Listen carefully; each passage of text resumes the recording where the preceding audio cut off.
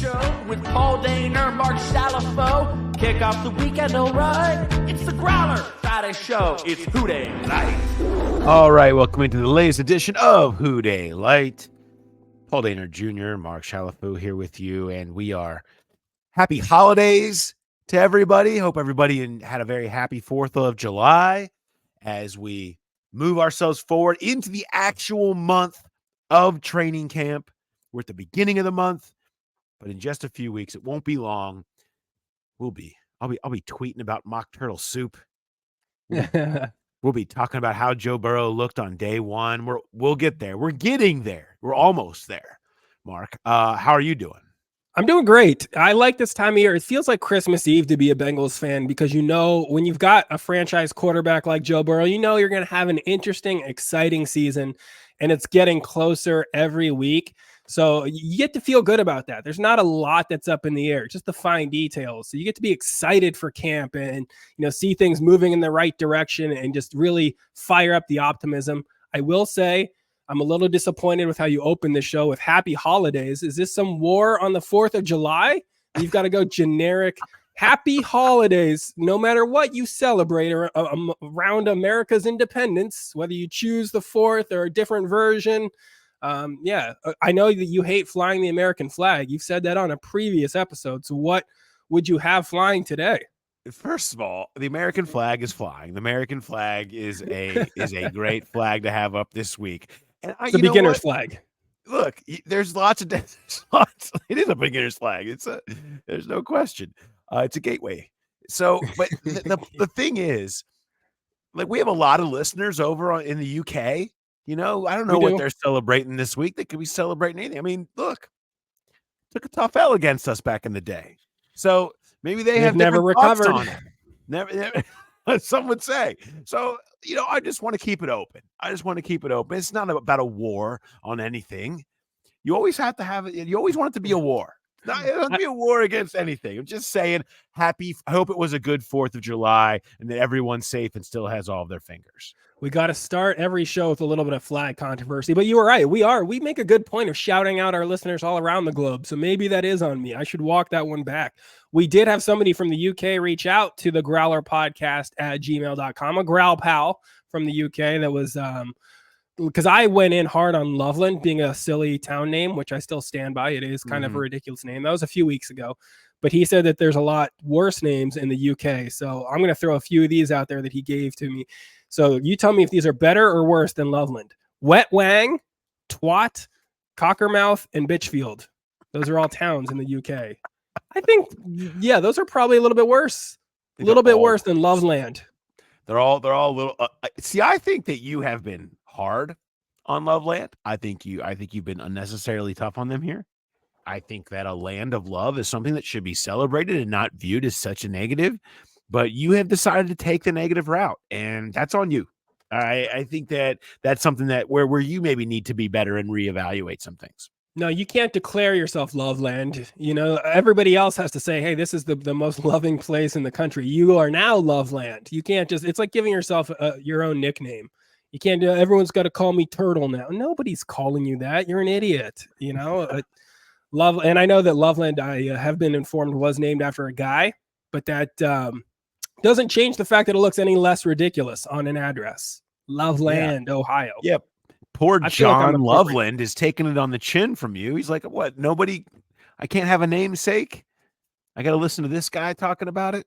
Yeah, I guess it was a dude who was a general store owner or, mail delivery guy or something. But even, I feel like that's weird too, because a lot of towns, they're named after the rich person that owns the property. Like if it's named after a person or a historical figure, somebody important, that's who the town's named after. It's not like I own this territory. I walk into the general store. What's your name? Loveland? Okay, well, this is all Loveland now. Like, that just is a little creepy. Maybe people obsessed with Mr. Loveland back in the 1700s. But maybe we should try this. Maybe we should try to name a certain neighborhood just Growlerville. Yeah. Can we get our own little? We'll put up a brick and mortar store, set up for the Growler, right? And we'll just call it Growlerville, and we'll have a whole thing. We'll make people call it that. We'll have a flag, obviously, we'll do all the things that we need to do. I think that we're in a good place here. I think that's the next big move for us. Yeah, move all the Growl pals to the same town. That could be a good idea. Well, we got a fun episode coming your way, a weird episode coming your way, because it's sort of that time. We're coming to you from the past a bit. We're on vacation here this week, but we know you still want all the content that we have to give you here from the Growler, and you've got a lot of questions that you have sent us, because a lot of you guys took it to some really odd places, to be honest with you. And but we want everything to have their day. So we have a notebook. We have our rundown full of questions that we haven't been able to get to in recent weeks and months, and we wanted to give it a spot to do it. So today is that day as we bring you this show in the shadows of these holidays that we celebrate here, including July 4th to those who celebrate. But we've got some questions. We're gonna dig into those, and we're gonna see where things go on all these weird questions. Some are not weird. Some are Bengals related, of course. Still, yeah, we've got some actually really good questions that I want answers to as well. Like the Growl Pals came strong this week. We respect it. We encourage it. Send them to the growlerpodcast@gmail.com. Keep sharing the show. That helps us as well. Keep sharing it with friends, and make sure you retweet it when Paul puts it out there on Twitter, and go to the YouTube and subscribe. Do all that kind of stuff. Keep supporting the show. And we've gotten so much great feedback. So we do love the Growl Pals so much that we're showing up. We're here. Most football shows are off this time of year. They're not giving you new episodes every single week. They're like, hey, peace out. We'll see you when there's something to talk about. We're showing up even on a holiday week. We are still here with more great content, more great stuff for you, because that's how much we care. So we appreciate the support and love to see it out there. Are you ready for some Growl Pal questions? Let's go to the Growl Pal questions. What do we got? All right, the first one is from Ben. He claims to have lived in Mr. Loveland's house, who the town is named after. He was one of the people that came after me for the Loveland thing. He also said Mr. Loveland was involved in the Underground Railroad, which is something that I have not found substantiated anywhere in any historical record. So I think that just sounds made up, but maybe somebody can correct me there. But we've got some player position battles. Camp's firing up in a few weeks. What are we, gives us something to look forward to. So we've got a couple here to run past our boot. Which player you think is going to beat out the player or players in front of them to have more playing time? All right, in the first one, it's Dax Hill at outside corner, Myles Murphy at D end, or Jordan Battle at safety. Who are you seeing getting the most PT there? Well, if the question for playing time, who will have the most playing time? Most playing time. And so that does affect it, because the defensive line, there's a lot of dudes there. Yeah, I Myles Murphy's going to have a lot of playing time. And so, but he's not going to replace Trey Hendrickson or Sam Hubbard as the starter. But that doesn't mean they're not going to still find a lot of snaps from Myles Murphy. So he's kind of a middle wild card here. I think Von Bell will be the starter over Jordan Battle. I don't know how long that lasts. I just feel like Von will start over Jordan. And so I will boot that. And I think Dax Hill has a real shot to win the outside corner job. I think it's a big ask, but I think you saw enough, and they were happy enough with his progress. Lou Anarumo on this show a couple of weeks ago discussed that and how they had seen a lot of the progress that they wanted to see out of Dax, and so far so good. And you'd seen him fixing the errors he made earlier in the offseason program. And so I think the foundation is there for him to win that job. So he's kind of he's a wild card in that, where it's because if he doesn't win that job, I mean, he's not getting hardly any snaps, at least until somebody gets hurt. And so that's a tough one to say. So I guess I'll go Murphy, play it safe and go Murphy. I'll run with Murphy, pass on Hill, and boot Jordan Battle. But yeah, the Hill thing at corner is the hard one to place in here. And I get the safety discussion, Von Bell being a few years older than his last run here, and Jordan Battle looking great at times in his rookie season. But that's a much harder one to judge, of him taking a starting position there. Dax Hill, you can reasonably see that path. It's an interesting battle to watch in camp, but you could see Dax Hill winning that job. It'll be interesting to see if DJ Turner takes a leap and keeps that himself. But I think that's a much more likely path than Jordan Battle winning a safety job. But this next group is this one may be a little bit more interesting. So same concept, right? The most playing time of the three. Amarius Mims at tackle or guard. I don't see guard happening, but Amarius Mims on the offensive line, Jermaine Burton at receiver, or Eric All at tight end. Okay, well, I'll boot Eric All at tight end. They've got a yeah. lot of other options in front of him. Burton is going to play some. He's going to be in at least in sub packages, if not playing as the third most snaps behind T and Jamar. Mims is the question, whether he earns that starting job. The thing is, again, if you don't get the starting job, you're waiting for an injury or a string of poor play from Trent Brown. And so that becomes a little bit harder to predict in there. This is very similar to the other one, I think. So, but I'm gonna place my bet on Amarius Mims winning that job sooner rather than later.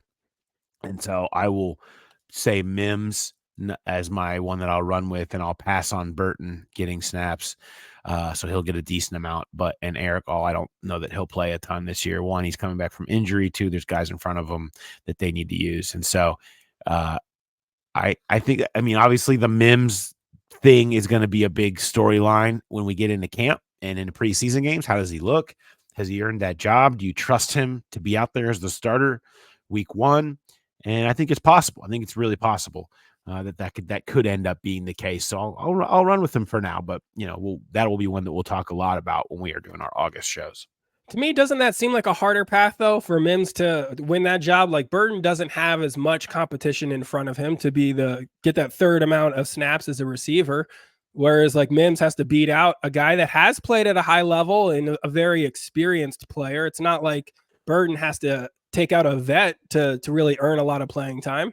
But this is about most playing time, right? This is about most snaps and most playing time. So if he does, he'll get all of the snaps. Burton is going to be playing a percentage. T and Jamar aren't coming off the field very often, certainly not Jamar.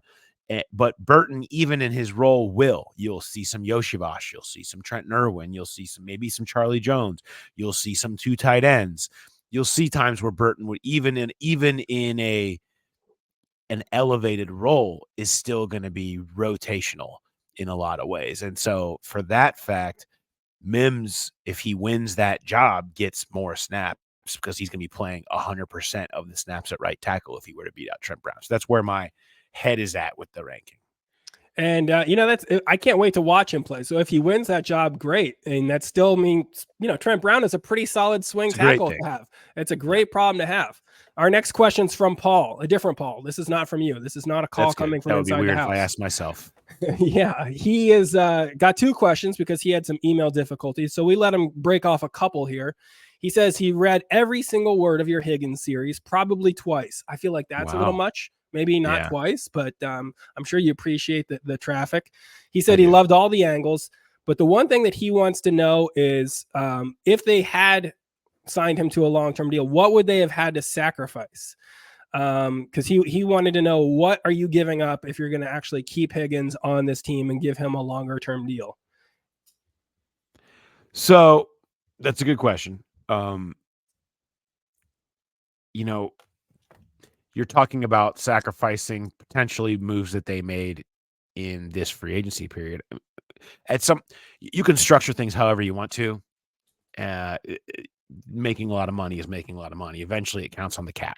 So if you're going to be giving him 3 years and $75 million or whatever, if you're giving him some version of Waddle or Pittman, that money is going to hit at some point. Well, let's just talk about what that type of money could do for you next year or this year, or maybe it would have hit as a bigger figure in this particular free agency period where you went out and you were signing people like Sheldon Rankins and you were signing Trent Brown and you were signing the players that they signed this free, Geno Stone. You can cross a couple of those off. And my point was, and I was on Solomon Wilcott's podcast, I believe in Bengals weeks ago, and he asked about, hey, there's 5 other teams that have 2 receivers making more than $20 million per year. Why can't the Bengals do it? And my point was, it's not that they can't. And I feel like this, I've said it, but I feel a need to repeat it. It's not that they can't do it. They are choosing not to philosophically. This is about philosophy, not money. I think they're not willing to go where Tee Higgins wants to go financially because they would rather spend $25 million a year in other places to build out a defense. $25 million in cap. And again, I'm just using this to show what it can mean, is the equivalent of saying, okay, how about Alex Kappa, Logan Wilson, and Mike Hilton equals 1 Tee Higgins at $25 million. If you're just going by cap versus cap number. And I'm not trying to do that. Obviously, there's lots of ways you can toy around with it, but eventually you got to pay people. And that can mean in free agency, you're not able to sign the big person that you want to sign in free agency. You got to believe that Joe Burrow can be the one to elevate wide receiver 2 and wide receiver 3 and make the offense go as long as you have him and Chase holding down the rest. That philosophy is why they're not really engaged in extending Tee Higgins, because they'd rather use that money on having more players at other positions, more of those mid-level guys that can pay off for you and add depth to your roster rather than a great wide receiver too. Maybe that'll be proven wrong. Maybe they will never be the same if and when Tee Higgins leaves offensively. Maybe that will be the case. I tend not to think so. I tend to think in a league where there's 1 million receivers coming in every year, and all the things that go on with Burrow, what we've seen him do in the past with other receivers, and the offense still hums just fine, whether it's Irwin or whoever has come in.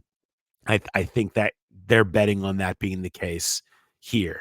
So that is kind of, I guess, a very long-winded answer to a question that was much simpler than I made it.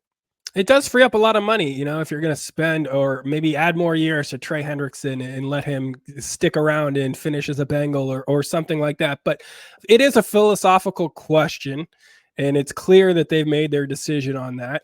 And some teams have gone the other way. I think what's hard for Bengals fans is like there was another philosophical question, and it was teams aren't paying safeties. So it doesn't make sense to give Jesse Bates what he wants, because that's just not a position that's valued as much in the NFL. And they went a different way and they got sort of burned for it. And I feel like what makes these conversations difficult too, and you didn't come out right and say like, oh, they're saving money now on Higgins so they can get XYZ. I think that was a lot of talk among Bengals fans with the Jesse Bates stuff too, of like, you can't keep Bates and Higgins. So if you want Higgins and Chase, you got to be fine with Jesse Bates leaving. I do think too that wide receiver market just changed so much, even in like the last couple of years, just with the money that guys are getting, which makes it a little bit more untenable too. But you're right. There's a lot of money there that you're going to have to fill out some of those mid-level guys and other key starters that you need on a championship team. Part 2 of his question. It's a run pass boot. We love those on this show, on all these shows on the Growler. So which one of these is more likely? The Bengals reaching a long-term extension with Tee Higgins, Paul getting tased at a Reds game, or Everton getting relegated? Well, rare soccer question. Yeah, I think we've got a pretty clear boot here. I mean, Everton getting relegated is very possible. I mean, that's feels like something that could definitely happen. The better chance of reaching a long-term extension with Higgins or me getting tased at a Reds game. I mean, that's where it gets tricky.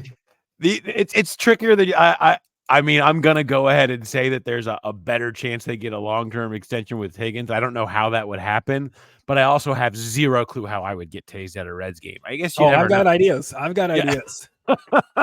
You saw a guy get tased at a Reds game, and it was great publicity. We are, you've got a new podcast empire here, and we're churning strong. The Growl Pals are really propping us up. But think about the publicity. If you went and got tased wearing a Growler t-shirt at a Reds game, and just that could really take a podcast from like a good level to an elite level.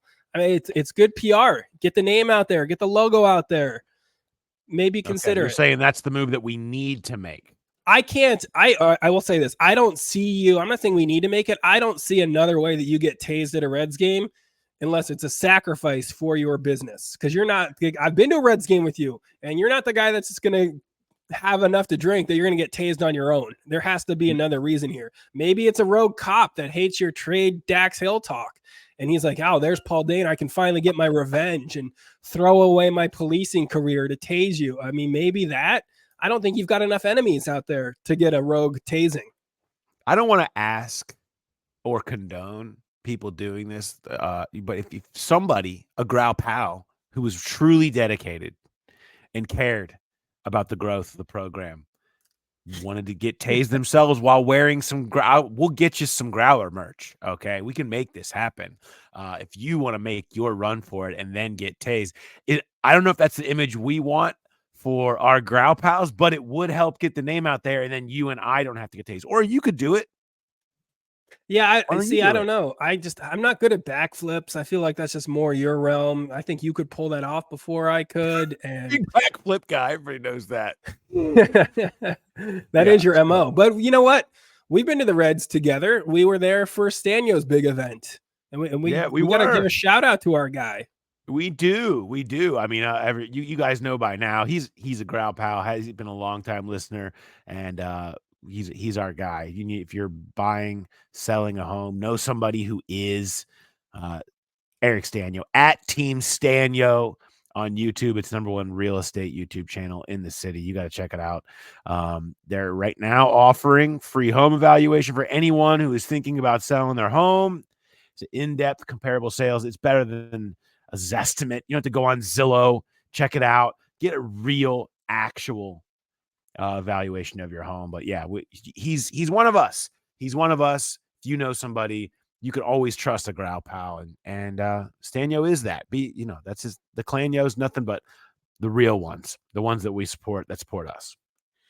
Do you think that he would give these estimates like on my neighbor's house if I want to see how much that's worth? Do you think? Yes, I love that. Like, hey, tell me what this guy's really worth. Tell me what my neighbor's house is worth. Yeah, and how much his yard being unkempt is holding him down, so I can remind him of that. These costs. Yeah, throw some professional shade at him. I like that. Really take the neighbor. That's how you escalate a neighbor war right there. But yeah, he's our dude. Support our guy. Support Team Stanio. Yep. Make sure you're subscribed to his YouTube channel at Team Stanio, SZTANYO.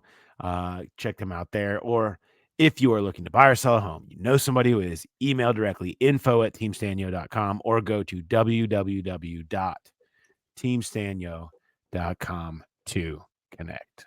We got our first. All right, we got more questions too. Like so he'll be back with us, I think, next week. So we did get somebody to send in a question for Stanio, which is fun. All right. This next one, I feel like this should be easy for us to dismiss. This comes from a listener that was born and raised in Indianapolis, and he said he's had to listen his entire life to half the town refer to our team name as the Bengals. He says it drives him crazy. He's like, does this happen in Cincinnati? No, never heard it once. Does it happen in other places? Is this some kind of wretched indie accent? I've never heard the Bengals called the Bengals by anybody. Have you heard Bengals? Yeah. Phil Simms, notably, would always guy? Would say Bengals when he would call games, and people would go absolutely bonkers about it when he would talk about them, whether it was on CBS or wherever. He would do it. There's usually the occasional, maybe it's somebody on a TV or radio broadcast or sideline person or something that drops Bengals in. You'll see it every once in a while. So it does happen. I have heard it. Not as often, I think, as you used to. It was more, I felt like you heard it more back in the bad days. Yeah. In the 90s, when the team wasn't good, you would get more of that just total disrespect of not even bothering to know how to pronounce it correctly. And I don't know if this is just like a big Indianapolis thing. If it is, they need to get it together. But like, I mean, I'm in a lot of cities and haven't heard it before. I didn't hear it once in New York City during the years that I spent there at the Bengals bar. Shout out Phoebe's. But you never really heard, I never heard that much. So Indianapolis, get your life together. And you know, I understand how the mispronunciations can infuriate people. Being a Xavier guy, there's a lot of different Xaviers still flying around. Even as a member of the Big East, there's still a lot of Xaviers, even by players sometimes. So that's a problem. But at least that one makes a little bit more sense than Bengals, especially in Indianapolis. Our next question is from a growl pal in Belfast, Lee. Wow. Greetings from Northern Ireland. He said you do a super job on all the various podcasts, keeping him sane and awake on his daily commute. That's important, growl pal. Stay awake. Don't fall asleep on that commute. Yeah, important. His question, he wants to open up the discussion on music montages, the Bengals highlights over the years. He attached one from 1988 that you can send to Mo. So I like that when you're doing a little bit extra homework, sending stuff that is just for the hosts here at the Growler. We always appreciate you going the extra mile. But he said that was his intro to the Bengals when he was 13. And he wants to know, like, what are your favorite Bengals music montages you've enjoyed over the years? He said there was one kicking around a while back about Burrow's journey from high school using the 7 years old song, but he can't find it now. He's sad about that, and that's a bummer. But he did go to a Bengals training camp last year, and he's going to visit Cincy again to celebrate his 50th birthday. I like the international travel to support the Bengals. Yeah. I'll say there's one. Well, there's a couple. I have a couple of thoughts here. But one, and when it comes to music, montages, or videos, Fear the Tiger by Bootsy Collins, which was otherwise known as Move the Chains. Move the Chains. Move the Chains. It was an awful video from, I believe, 05, the 05 team. And you had Chad and Rudy and all of them involved. And there was rapping. And it was bold. It was kind of, you know, people, I think the time the thought was, oh, this is going to be like the Super Bowl shuffle. It's ended up being pretty legendary in my opinion, but they would always have Move the Chains play whenever you get a first down. I still have a lot of memories of the Fear the Tiger from Bootsy. We got to get Bootsy on the show. If we got Bootsy's people out here listening, let us know. I want to have Bootsy on and talk a little bit about it. I think he's got new music. Talk about that. Talk about Fear the Tiger. I'm here for Bootsy time. We need to get him if anybody knows Bootsy's people. Yeah, just throw it out into the world. That less work for us if you just throw it out there and have the growl pals get to work on it, and then we'll line it up with Bootsy. We're definitely open to having some of those cool Bengals verse people on the show. So when that happens, Lee from Belfast, we'll tip our cap to you for that one. You mentioned the Super Bowl shuffle. That's always going to be one that gets brought up for any sort of music, sports montages, that sort of thing, songs. What I liked about that, and it's a little bit before my time because I'm not as old as some of the people that host shows on this network. I'm the young guy of all of us. But what I appreciate from that is the fact that they recorded that in the middle of the season. It wasn't like, let's wait, make sure that we're as good as people think. Let's make sure we don't jinx ourselves here. They're like, no, we're going to do this. We're going to put that out into the world. And they recorded it the day after their only loss in the season. That's even better, even bolder. I like the balls on that to be like, hey, we're a great team. We just suffered a loss. Are we doubting ourselves? No, we're going to go ahead and record the Super Bowl shuffle the next morning. I like that. I respect that. In Up terms there with of like Red's Hot. No, don't for. I mean, for baseball fans, I mean, Red's Hot. Yep. Was an epic entry back in the day, which I always felt like that should be played at every Reds game, whether it's hard, yes, during 100%. Batting practice or it just when the game's over and they're just playing out music. I always felt like Red's Hot needed to make a few more appearances than it did. If I ever had an opportunity to, I tried to sneak it in. I do a shout out to any of the fan-made montages during the Super Bowl run. Those were super fun. I know that the reaction videos were great. The Enquirer did one. It was fine. But I saw a few fan ones that I liked even better. There was a good comedian, Alex Stone. He's a Cincinnati guy in LA now working in TV and stuff, but he had a great one. So you can look up his Instagram, Alex Stone Comedy. I think he's still got it out there. That was one of my favorite reaction montages. Our next Growl Pal question here is a two-parter from Brian. He says he really enjoys the dad life segments. He's got a question as a fellow youth sports coach. At what age do you start having separate pizza parties when the season is over? He says, I think under age 7 and below, the kids don't really bond with each other, so there's no need for that hassle. You can just give the kids their medal and a special donut after the last game. Everyone's just as happy. Where do you come in on that? I think for me, like I have not even gotten to the pizza party part yet. Like I have always taken the last practice of the season, made that parents versus kids, do the game, have pizza after that, just at the field. It keeps it very contained. We don't have to do a separate thing after the season with each kid's teams. That gets to be a lot of work. People move on from sports seasons pretty quick, and you can sort of like let the kids have fun with their buddies, have a special pizza thing. What'd you do for the end of the T-ball season?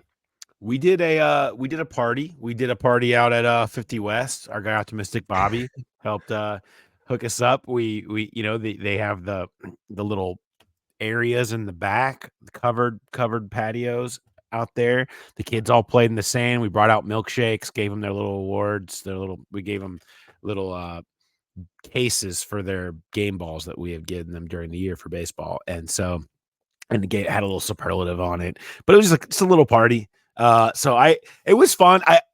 We weren't having many practices at the end because we had so many rainout games that we were doing. We played 4 games in 8 days. We could hardly have time for practice anymore. And so I was like, well, we didn't really have time to get it in. So we scheduled it for about a week later, and most people showed up, and it was fun. But yeah, I could see where I would have loved to have done it as the last practice of parent versus kid. That's a really good idea. I want to change my answer though. If you can do a youth sports party at 50 West, sign me up for that. I don't want to go to like a arcade or some sort of lame place like that where kids just run around and parents begrudgingly deal with it. But if we can go to 50 West for our end of the season party, yeah, I'm on board. Kids playing in the sand, running around. It's perfect. And you guys did commemorative cases for the balls? What was the thing you gave out? Yeah, the little just a little display case that you would put a ball. We gave game balls, a game ball or 2 out after every baseball game. That's fine. So it had their name on it and the date and whatever. And so we just got little cases for them to use to display them. But on the top of it was a little sticker stating the season and what their superlative was for the year. See, I think that it's sort of tricky. That's falling into participation trophy category almost. And not that I'm big, that makes you think I should have named one MVP?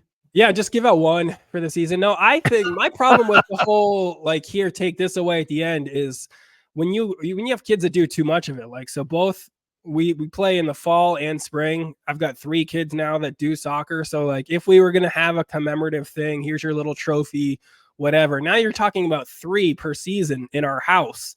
And that adds up really quick. And the clutter becomes untenable.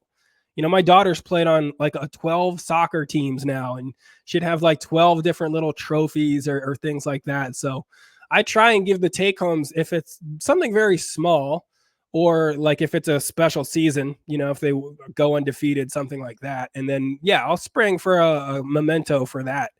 But outside of that, I'm a big in season, all right, we have got a little stuffed animal mascot guy. Whoever had the best game, you get to keep it for the week. That's a type thing which is special and doesn't fill their bedrooms with clutter, which I think the parents appreciate that path. So you're saying you have extreme criticisms for my coaching style?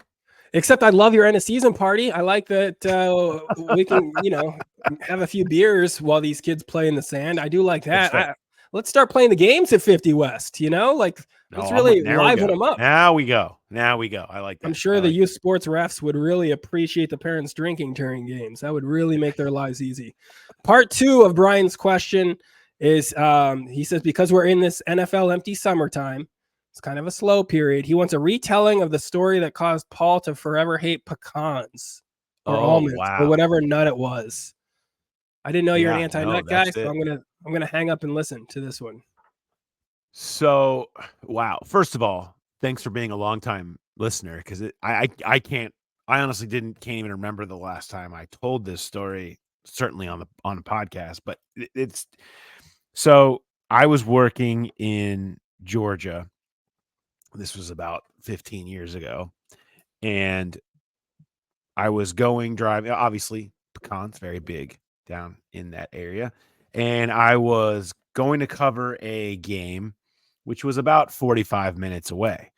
So 7:00 start. It was starting to get darker, getting to be that dusk time. And I'm on one of the, kind of 4-lane road. You would call it a highway, but it's Georgia country, so it's not. It wasn't like we were on I-75 or anything like that. And we're going down the road, and it's kind of winding and going around bends. And I come around this corner, kind of around a bend on the road, and all of a sudden, I kind of like maybe like I'm willing to admit I might have looked down for a half a second for a beat, okay, to switch the radio or something like that. But it wasn't. This was not something where I'm on the hook for 5 seconds here staring. All right, I look up after coming around this corner, and I am coming right up on a truck with a trailer full of pecans, okay? And this thing is going probably 20 miles per hour in a like 60, something like that, super slow in the right lane. The point I just got up on it really fast, and it had no lights on the back. It was just blocking it. All of it was bad.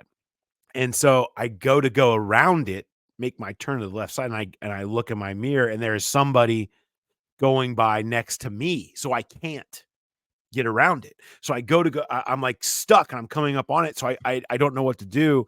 So I end up going to the right side of the pecan truck on the shoulder. All right.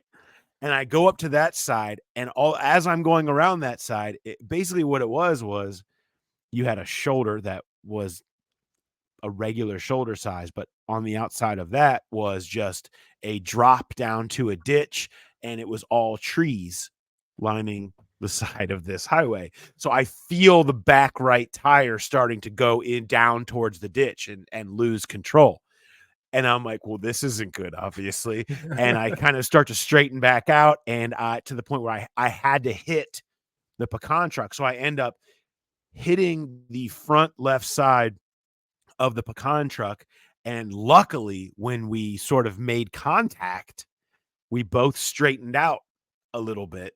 And I got back into the road without, going down into the ditch, rolling once and wrapping a tree and dying. And so, which was going to happen next. So I stop, they stop, everybody kind of comes to a stop, and I get out, and I realize I'm processing what just happened here.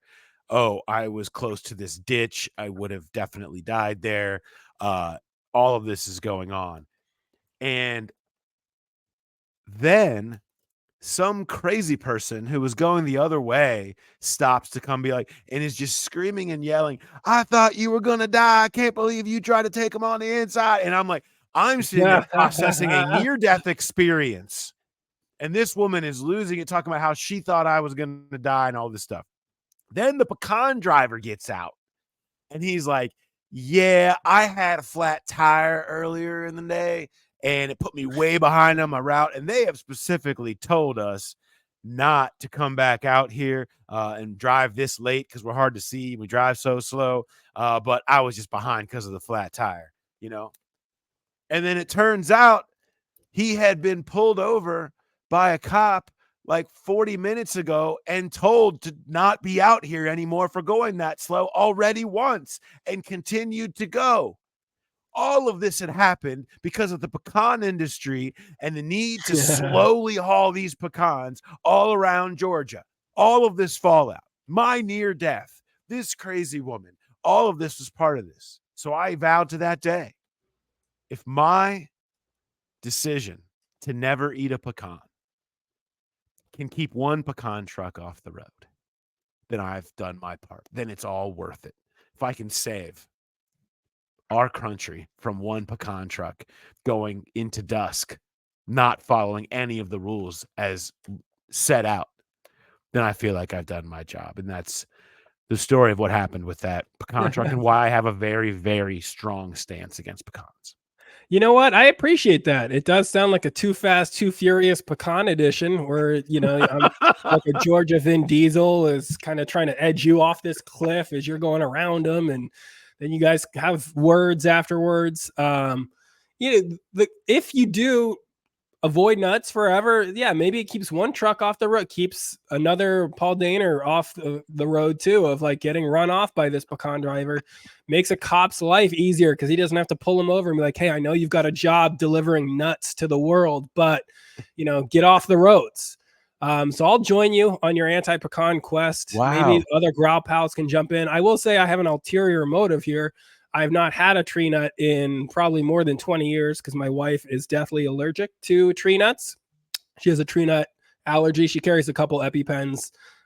So I've learned a lot about hating nuts. I've learned a lot about tree nuts. I've learned that she does not like it when I call her food allergy an eating disorder. I've also learned that. She doesn't appreciate that at restaurants. But I join you in your anti-pecan crusade. And I'm glad that you did survive your harrowing tale. Thank you. With the pecan driver. Have you ever seen a pecan truck since? I feel like that would be a big PTSD moment for you. Like if you're on vacation with the kids and you see a nut truck and you're just going to start like shaking, or tears are going to just spring out uncontrollably. Yeah, sometimes you'll see a semi that has some kind of a pecan reference or a pecan flavor of ice cream or something like, who knows what. You're like, I got to take this guy. Yeah, well, it does send you to the weird place. And I've had to drive through Georgia on that spot of road since then. And that always gets me thinking about it and being on the lookout, keeping my head on a swivel. But outside of that, no, I've done a pretty good job of completely disconnecting it from my life until people decide to bring it back. But I'm glad we could kind of retell this story, and hopefully it gets everybody back on board with me. Listen, I'm still getting to know you through this podcast. So if there's any growl pals out there that have other traumatic stories that they know from Paul's past, go ahead, send it to the growlerpodcast@gmail.com. We'll get him to relive all his horrors through this program. Our next question from a growl pal is about the worst dad moves at the worst football dad moves. Not as a parent. This isn't a youth sports thing, but like, the typical dad moves during the game. He wants you to run, pass, or boot the following: complaining and yelling about every third down check down pass or pass short of the first down line. That's a big one. Play calling the entire game. Oh, they need to run it more up the middle. What are they doing?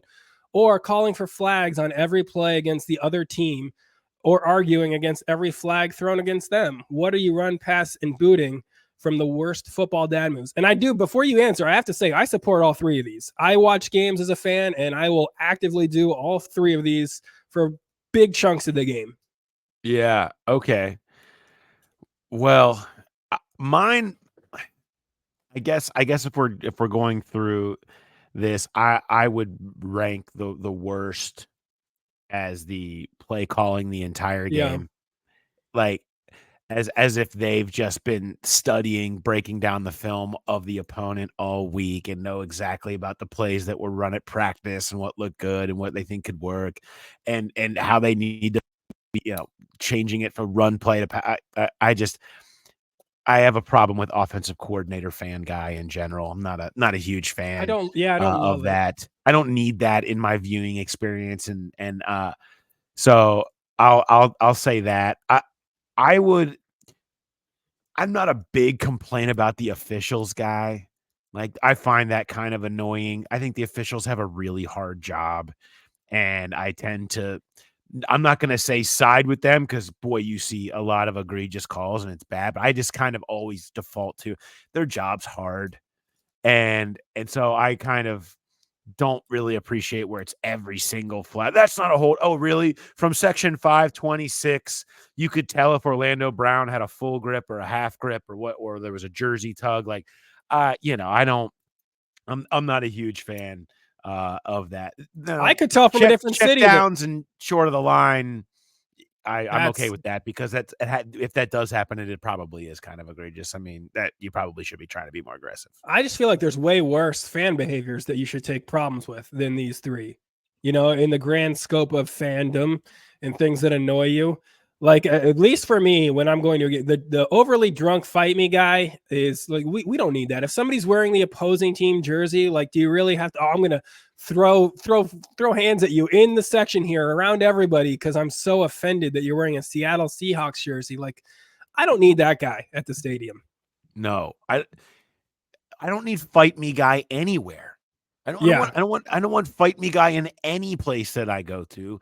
It just doesn't really matter. I don't understand that. And I'm not gonna consistently put myself in a place where fight me guy is there and known to be there. So I had very little tolerance for that. I'm a big in understanding the moment is kind of my pet peeve, I guess, in that regard, is that a lot of times it's just people that on the most mundane 2nd and 9 4-yard gain, and there's oh, you gotta be better than that. Like it just getting Yep. super intense about a down that doesn't matter, or people in a huge moment. It's 4th and 3 with the game on the line. And it's like, come on, let's start the wave, right? Or something like that. Like, no, this is a moment where it does matter. I think it's just a basic understanding of the moments would live in my pet peeve realm there.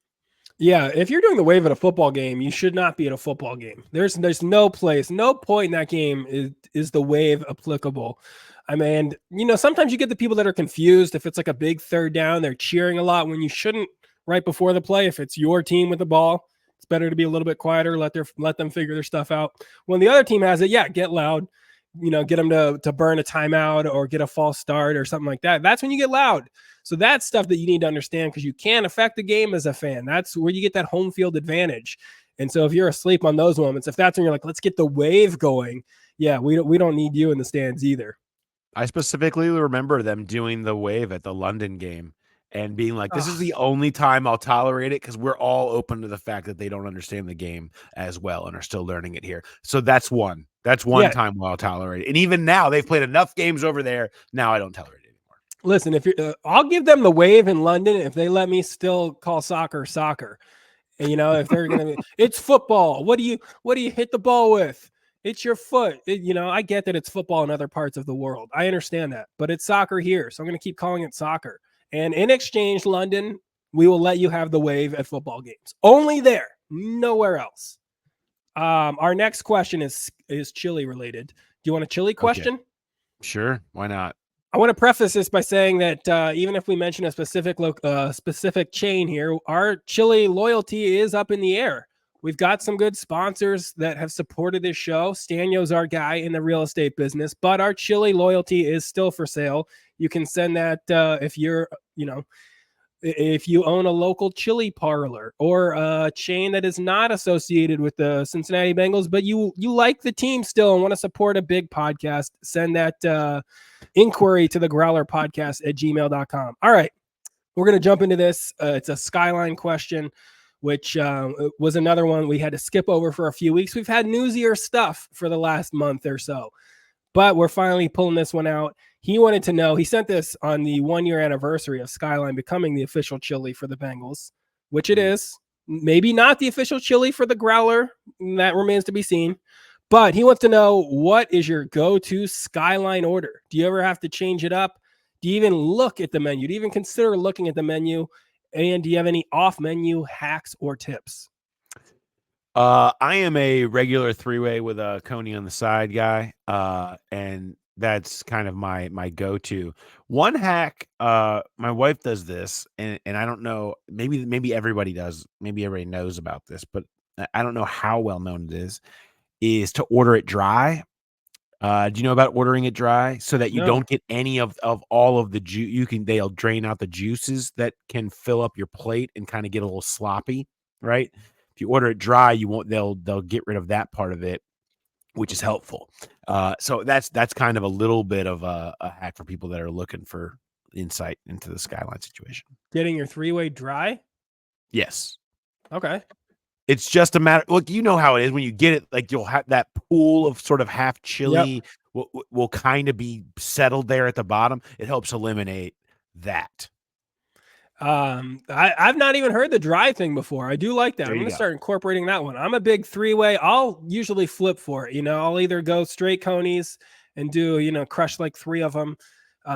Maybe more in my younger days when I wasn't really concerned about how that would affect the rest of my day, or I'll do the 3-way, but I'm not looking at the menu. I've not dabbled with the breakfast or anything.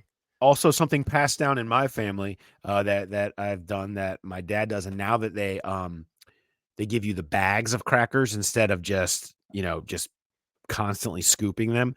Crushing up the crackers inside of the bag, then opening the bag and pouring them over your three-way makes it so you don't get those giant crackers in with the scoop. You can get a little bit of cracker, almost like turning it into a bacon bits type situation with crackers on top of your three-way. Another little mini hack for you. Yeah, I do like that hack with the bags. And the one that he threw out here was one that Sean Casey threw out on the Reds broadcast once, which is pouring an extra side of chili over a three-way. And he said that's his big move. I could support that too. I've not considered that, but I could go with a little bit of extra chili on a three-way and kind of rounding that out a little bit more. The ratio is too important. The ratio is too important. Don't overdo it. But it does get tricky though when you go to different locations and they give you different amounts. It's like a real Chipotle suffered through that for years. Where you get the people that would really shorten how much chicken they gave you on your burrito or whatever it was. Very important topics that we're getting to. We really got to the important stuff. The last today. really weird show we're going to have because it's going to start to get way more newsy and fun and stuff. But hey, Who Dey Light, we're always going to have a little element of weirdness and get to some of these questions that have been even a little too weird for us, which is how I would classify our ambush question this week too. Oh no. This is from Jerry. He said that you guys have mentioned in past podcasts your love for old school wrestling. Who's your favorite tag team? And if you guys were tag team partners, what would your signature moves be? That's from Jerry in Springboro. This is a good question. That is deep. Bushwhackers for me. I'm going way back. I mean, they were just absolutely ridiculous in every single way. And so I always enjoyed when they would show up. It just doing their crazy walk and like just being absolutely just ridiculous human. So I liked Bushwhackers as a tag team back in the day. Again, I haven't watched wrestling in a long time, so I'm sure there's lots of good ones that there's been in the last 25 years. But way back, that was one that always stood out for me.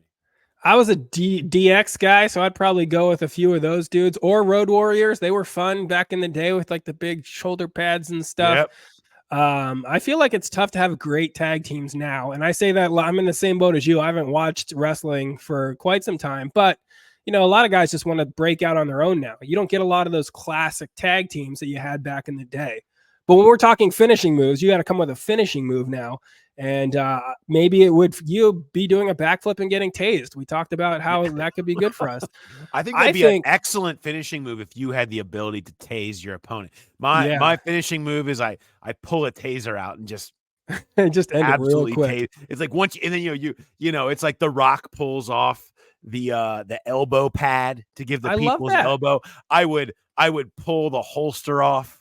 Yeah, everybody would hold it in the air for everyone. I'll distract the ref, so he doesn't see you tasing the guy. I think that works. And then all of a sudden, boom, he's down.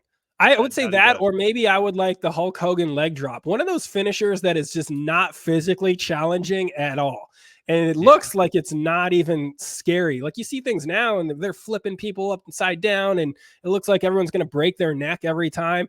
Back in the day, Hulk Hogan just had to slowly jog off the ropes and then fall down basically on his opponent. Yes. And that was it. He's not getting hurt. They're not getting hurt. Everyone else pretends like it's the most lethal fighting move they've ever seen. And The Rock had the same thing with his people's elbow. Like I like something like that. Very low stress for me. And we can all pretend it's a big move. That is an excellent take on that. I like that a lot. Wrapping things up.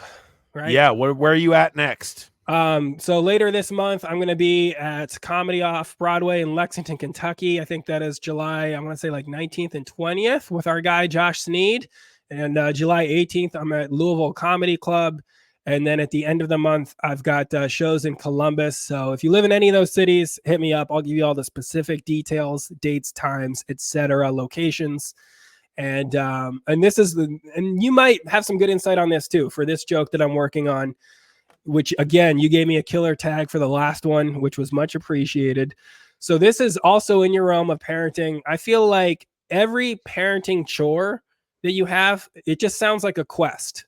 It's always way more involved. Like it's never, can you stop at the store and get XYZ? It's like, can you stop and get blue raspberry fruit roll-ups? But only one of the 3 Krogers by us sells them. The twist, that Kroger changes daily, so you never know which one it's going to be.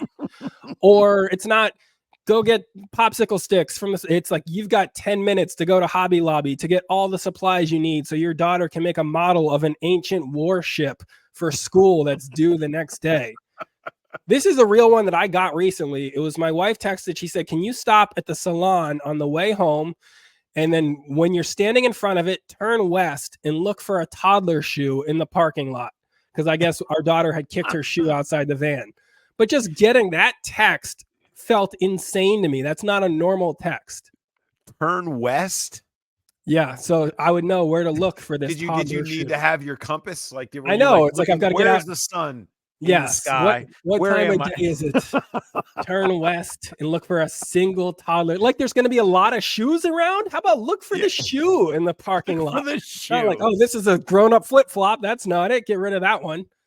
I feel like this was a Ked sneaker to the east. That can't be right. A Southwest Croc. That's not what we're here for. I like it.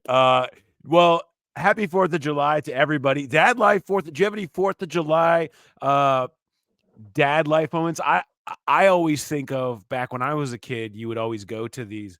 Well, I guess now it's you have like what, red, white, and blue ash, or red, white, and boom.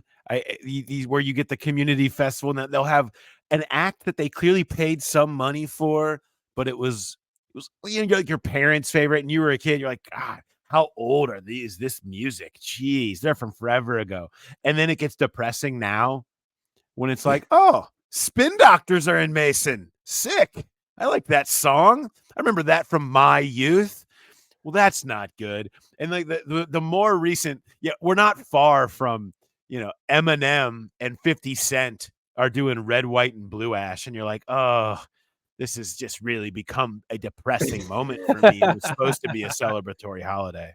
That is a tough moment as an adult when your music becomes the oldies. Because you get a lesser version of that at church festivals, but you get cover bands that are playing songs that, your parents listened to 30 years ago. And we're not that far, I guess, right? From hearing like somebody doing Eminem at a church festival and be like, oh yeah, oh no, that means I'm old. I'm the old guy now. Yeah. And yes, you liking the Spin Doctors, that's a tough one. And when that realization kicks in and you're like, dang, I'm the old guy at this thing now. Yeah. I mean, as if it's hard enough to have like the one Spin Doctors song, but then to be associated with that. Yeah, it's not great for everybody. But hey, I hope everybody enjoyed themselves at the events this weekend. And as we like to say around here, happy holidays. Big happy holidays, guy. Big happy holidays to everybody. We're coming back. We'll be back next week. We got some fun episodes in store for you right around the corner. So we hope you will stick with us. And we're almost there, folks. We're almost football season. So close to the season. It's getting right around the corner, but so just hang with us. Thanks everybody for coming out and giving us a listen, and hope you all had a great 4th of July. And we will talk to you after this weekend. Have a good one, everybody.